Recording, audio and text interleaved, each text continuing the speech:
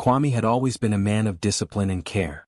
Every morning before leaving for work, he would check on his mother, Abina, who had raised him with love and sacrifice. She was older now, her steps slower, but her heart was as warm as it had always been. His wife, Efua, had joined their household 2 years ago, and at first, Kwame believed that the bond between his wife and his mother would grow strong with time. He carried this hope in his heart every day as he worked hard at the factory, determined to give them a better life. That evening he returned home earlier than usual, holding small gifts, a scarf for his mother and a set of earrings for Efua. He imagined their surprise, their laughter, and their joy. The thought brought a smile to his face. The sun was low in the sky, washing the streets in gold. Birds flew across the rooftops, and the air was filled with the chatter of children playing nearby. It was a picture of peace. But when he reached the front of his house, he noticed the silence inside. Kwame pushed the door open gently. The living room was quiet, almost too quiet. He set the gifts on the table, expecting to hear footsteps, but none came. His heart began to beat faster. There was something heavy in the air, something that made his stomach twist. He walked further inside, listening carefully. That was when he heard it, a faint voice, shaky and filled with fear. It was his mother's voice. Kwame froze for a moment. Then, as he moved toward the staircase, his ears picked up another sound. Efua's voice, sharp and impatient, filled the space. The two voices clashed, and Kwame felt his chest tighten. He stepped quietly, his feet careful against the wooden floor, as though he was afraid of what he might see.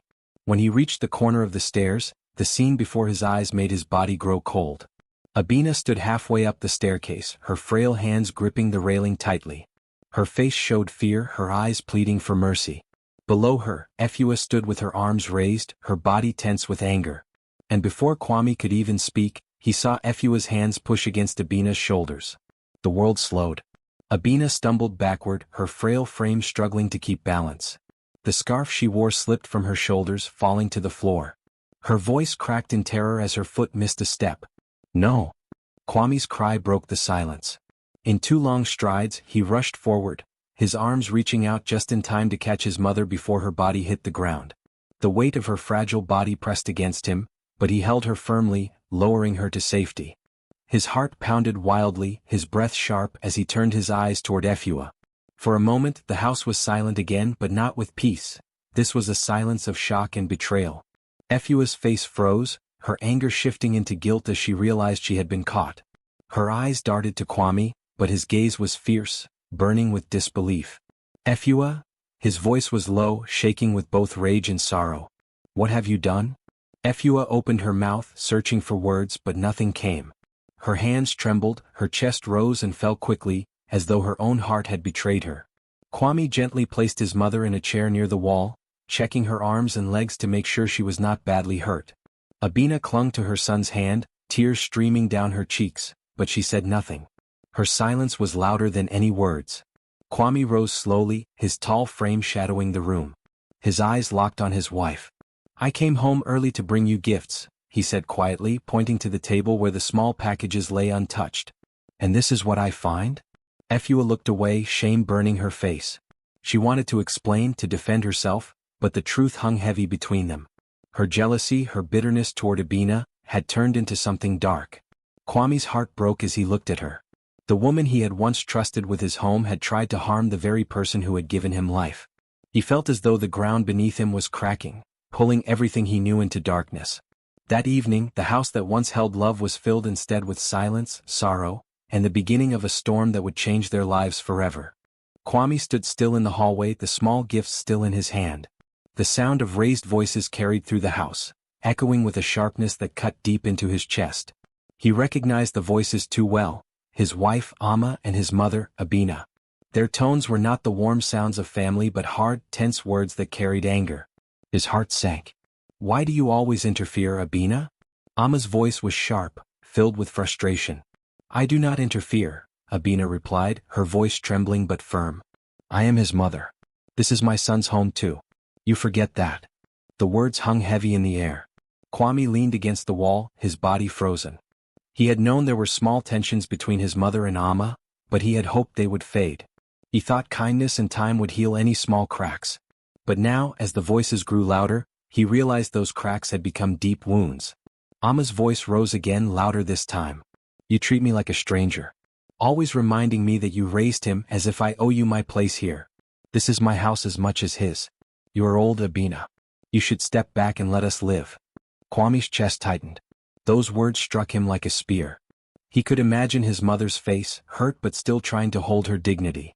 You think age is weakness? Abina said quietly. Without me there would be no home for you to live in. I carried him when no one else would.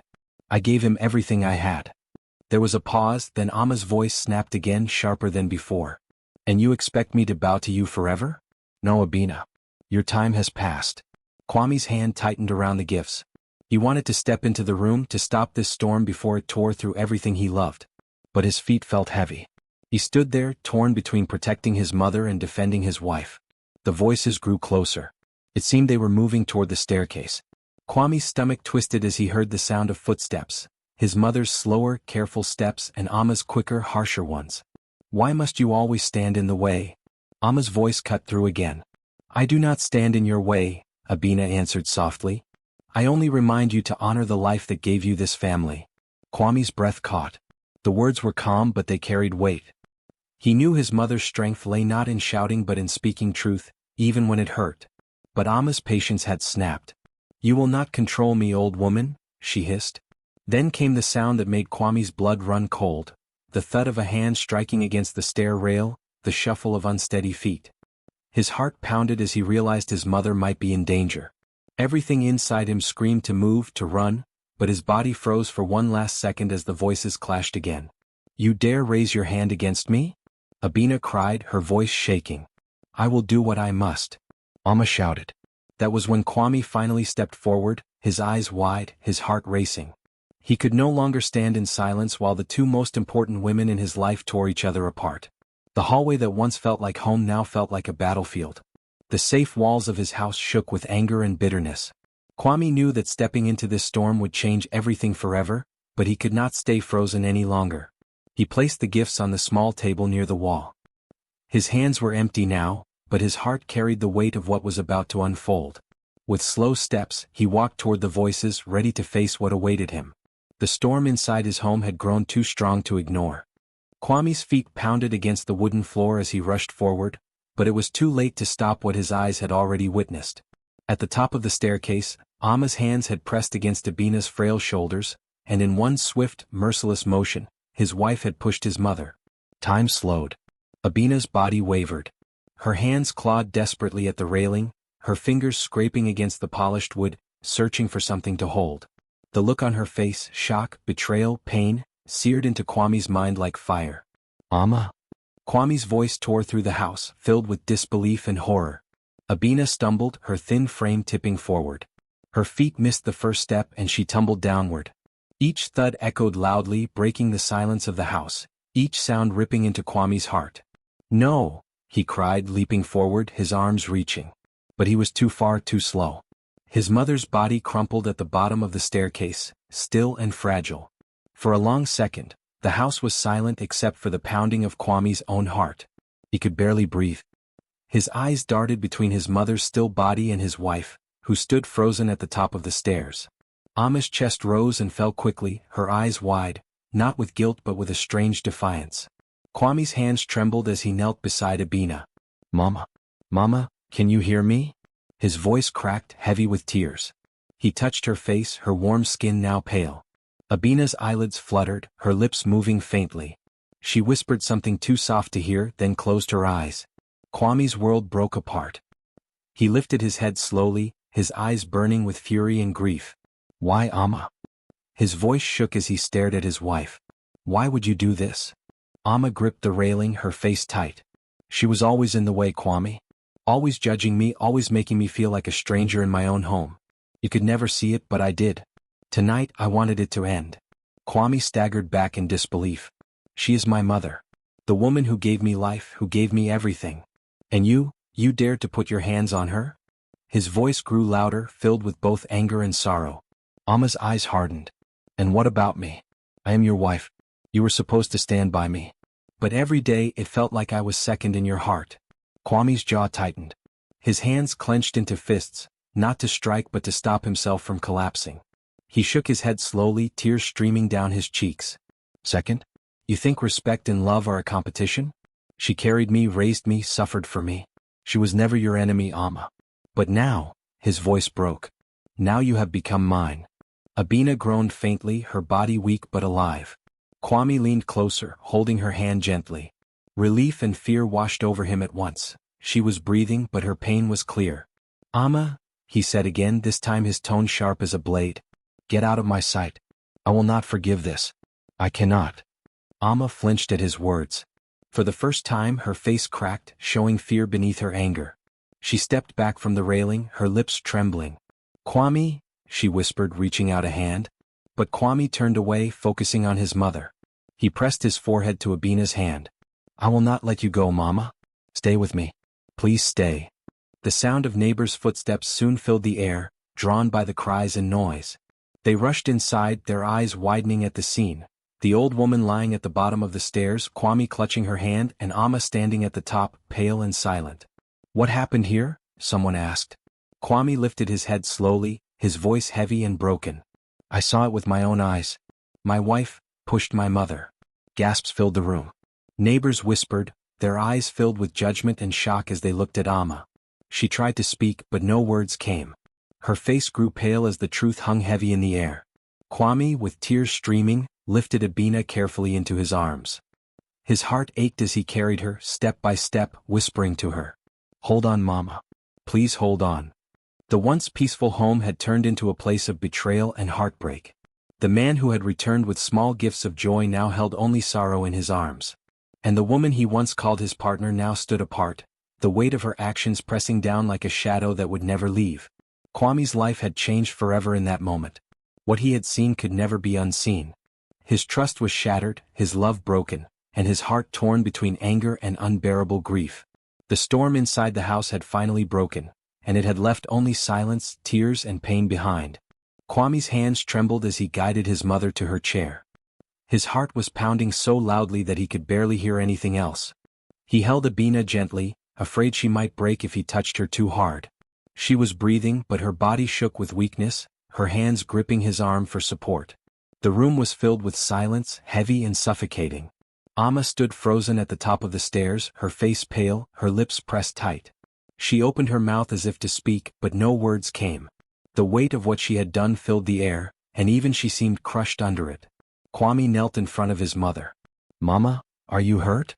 His voice broke, thick with fear and sorrow. Abina's eyes lifted to meet his, her gaze soft but heavy with pain. I am shaken, my son, she whispered, her voice weak but steady. But I am alive. By God's mercy, I am alive. Kwame's throat tightened.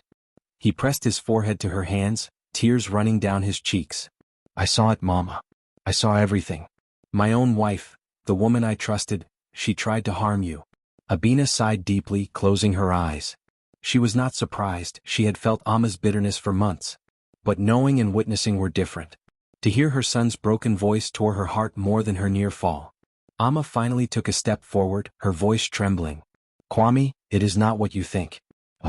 Not what I think? Kwame snapped, his head turning sharply toward her. His eyes burned with a mixture of grief and rage. Amma, I saw you with my own eyes. I saw you push her. Amma's hands shook. She gripped the railing tightly as tears welled in her eyes. I was angry. I lost control. She always judged me, always made me feel unwelcome in my own home. I did not mean to hurt her. Kwame rose to his feet slowly, his tall figure casting a shadow across the room. His chest heaved as he tried to control his breathing. You did not mean to? Amma, you pushed an old woman, my mother, down the stairs. You could have killed her. Do you even understand what you have done? Amma's tears spilled down her cheeks. I was wrong, but you must understand me too. Every day I felt second in your life. You gave her more of your heart than you ever gave me. I was tired of being in her shadow. Kwame's face twisted with anguish. Second? You think love is a contest? She is my mother, Amma. The woman who raised me when I had nothing. The woman who gave me life. Respect for her should never have been a question. But instead of building peace, you chose hatred.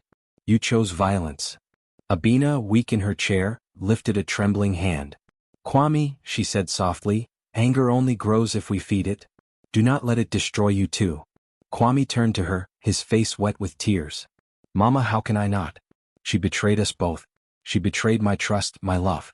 She brought shame into this home. Abina's eyes softened, filled with wisdom. My son, sometimes betrayal teaches more than loyalty. Do not let this break you. Let it open your eyes. Kwame fell to his knees again beside her, torn between rage and sorrow. His heart felt as if it were being ripped apart. He wanted to scream, to curse, to punish, but the sight of his mother's fragile body calmed him. Amma stepped down the stairs slowly, each step echoing in the silence. She approached carefully, her hands clasped together. I beg you, Kwame, she whispered, do not throw me away. I made a mistake, but I still love you. Please forgive me. Kwame looked at her, his jaw tight. The woman standing before him was no longer the wife he thought he knew. She was someone else, someone he did not trust anymore. You speak of love, he said coldly, but love without respect is nothing. You raised your hand against the one person I could never replace. How do you expect me to forgive that? Amma dropped to her knees, crying loudly. I was blind. I let jealousy poison my heart. But I am still your wife. Give me a chance to make things right. The neighbors began gathering outside, drawn by the voices. Whispers traveled quickly, and soon faces pressed against the windows, shocked to see the scene. They saw Kwame kneeling beside his mother and Amma crying on the floor. Kwame stood slowly, his face set with determination. He looked down at Amma. You chose your path, Amma. And tonight you showed me who you truly are. I will not decide in anger, but know this, you have broken my trust. And trust, once broken, is harder to rebuild than a shattered wall. Amma sobbed harder, reaching for him, but he turned back to his mother, holding her hands gently. Mama, you are my first duty. I will protect you no matter what. Abina nodded weakly, her eyes closing as tears slid down her cheeks. My son, she whispered, do what is right. Let the truth guide you. The house remained silent, except for Amma's sobs and Kwame's heavy breathing. The night outside was calm, but inside, a storm had broken, leaving scars that would never fully heal. Kwame's heart was torn between two worlds, the bond of marriage and the blood of family. But as he looked into his mother's weary face, he knew one truth clearly, the bond of a son to his mother could never be betrayed. And in that moment, the weight of betrayal became a burden Amma alone would carry.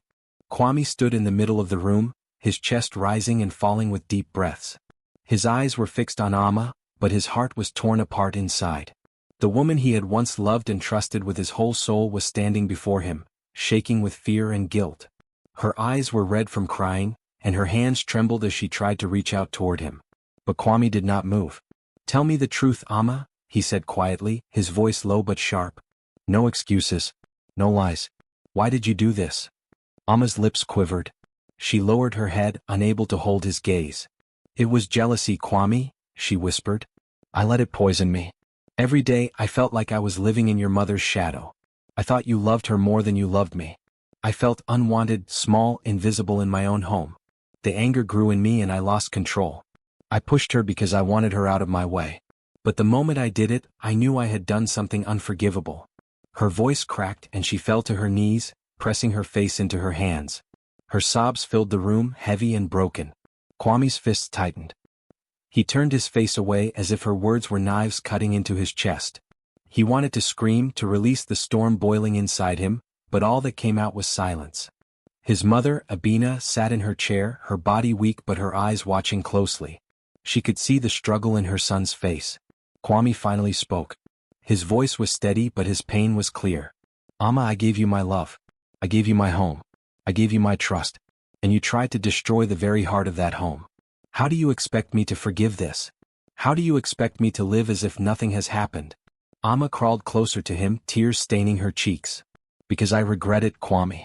Because I see now what I almost destroyed. I love you and I love this family. I let bitterness blind me, but I will spend every day of my life proving that I can change. Please, do not throw me away. Kwame shook his head slowly. Love is not just words, Amma. Love is respect. Love is sacrifice. You broke both. How can I trust you again when I saw with my own eyes the moment you tried to harm my mother? Amma grabbed his leg, desperate. I am begging you, Kwame. I will not survive without you. Please give me one chance. Just one. The room fell silent again except for her sobs. Abina's voice, weak but steady, broke through. My son, she said softly, the choice is yours. Do not let anger speak for you. Let wisdom guide you. Kwame looked at his mother. She was tired, but her heart was strong. He thought about all the years she had sacrificed for him, raising him alone, protecting him, giving him everything she could. Her safety, her honor, her peace, these were priceless. He then looked down at Amma. The woman he once dreamed of building a future with was now begging at his feet. Her eyes were full of fear and regret, but could regret erase what had been done? Could sorrow rebuild trust once it was broken? Outside, neighbors still whispered. They had seen Amma crying, seen Kwame holding his mother, and word was already spreading. By morning the whole town would know. They would judge, they would gossip, but none of them would feel the weight Kwame carried in his chest at that moment. He closed his eyes for a long moment. When he opened them, they were filled with sadness, not anger. Amma, he said slowly, I hear your words. But forgiveness is not a gift to be begged for, it must be earned. Trust cannot return in a single night. And love cannot grow where fear lives. What you have done will not be forgotten, not by me, not by my mother, and not by this town. Amma sobbed harder, clinging to his leg, but Kwame gently pulled himself free. For now you must leave this house, he said firmly. I cannot share a roof with you while this wound is fresh. Perhaps time will tell if forgiveness is possible. But tonight the answer is no. Amma's face went pale. She shook her head in disbelief. No, Kwame, please. Do not send me away. I have nowhere to go. Kwame's eyes filled with tears again. You had a home here, Amma. You had love here. But you chose bitterness. Now you must live with that choice. He turned to his mother, lifting her gently in his arms. Mama, you are safe now. I will not let harm come to you again. Abina placed her hand on his cheek. My son, your heart is heavy, but you have done what you believe is right. That is enough for me. Kwame carried her to her room, leaving Amma kneeling on the floor, crying into the silence. The night outside was quiet, but inside, hearts were broken. Days later, the whispers spread across the town. People spoke in hushed voices about the wife who pushed her husband's mother, and about the son who stood firm to protect the one who gave him life. Some pitied Amma, others condemned her, but all agreed the house would never be the same again. Kwame, meanwhile, lived in silence. His heart was wounded, his trust shattered. He cared for his mother with devotion, but when he looked at the empty chair where Amma once sat, his chest ached. He wondered if forgiveness could ever bloom in a place where betrayal had left scars. And though the town spoke for many weeks, in Kwame's heart, there was only silence.